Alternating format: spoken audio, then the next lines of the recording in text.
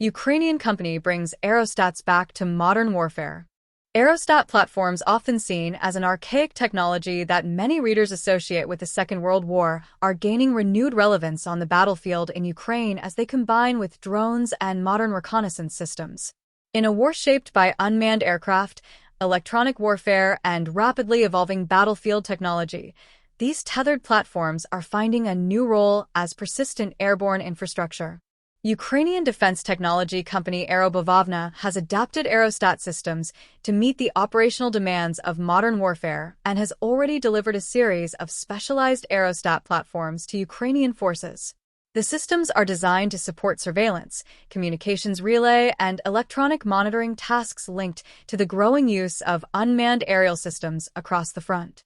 The development reflects lessons drawn from Ukraine's experience in large-scale, high-intensity warfare, where military units increasingly rely on networks of drones that require stable communication links and continuous data transmission. As the number of unmanned systems operating on the battlefield continues to expand, maintaining reliable control and signal relay has become an operational challenge. In an interview with Defense Blog, Aerobavovna Chief Executive Officer Yuri Vysovin said the aerostat sector remains relatively unknown despite its past operational use by several militaries. The market of aerostat systems is quite closed, so little is known about it. Although those who served in Iraq or Afghanistan saw how actively the United States used them, Vysovin said.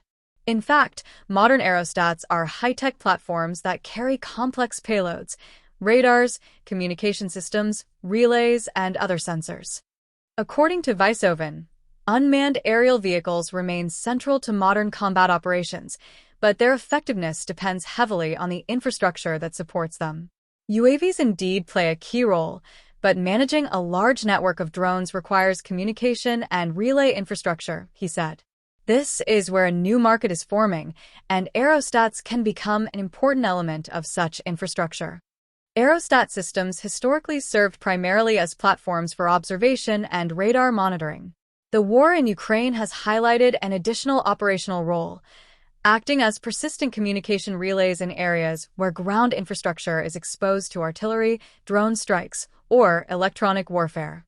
Historically, the main tasks were observation and radar monitoring, Vysovin said. The current war has shown another important function: signal relay.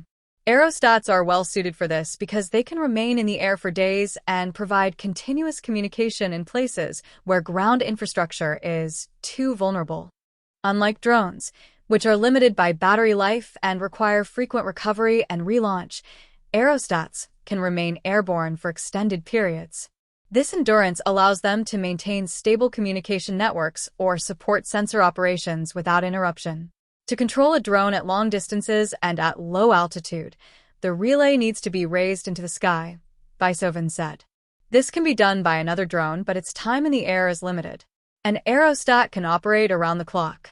The second direction is SIGINT. Continuous analysis of the radio spectrum from altitude provides additional capabilities for detecting targets. The ongoing war has also influenced how aerostat systems are designed and deployed. Large, expensive platforms equipped with advanced radars can become attractive targets if placed close to active combat zones. So far, it is not visible that our practical experience is widely taken into account, Vysovin said. But events such as the destruction of the Israeli aerostat with radar show the vulnerability of very expensive systems. Most likely, the market will move toward a larger number of smaller and cheaper platforms instead of single systems costing hundreds of millions of dollars. Aerobavovna says interest in its aerostat technology is emerging beyond Ukraine. The company is currently preparing its first export sale to a customer in the European Union. We are preparing the first sale in the EU and hope to announce it soon, Vysovin said. In general, there is interest in the technology in many regions from Europe to the Gulf countries, as well as from Canada. Several countries, including Japan, the United States, Israel, Poland, and Russia, have renewed attention to aerostat systems in recent years, particularly for surveillance and radar missions. Vysovin said that outside Israel, many of these programs still focus on large aerostats equipped with costly radar payloads.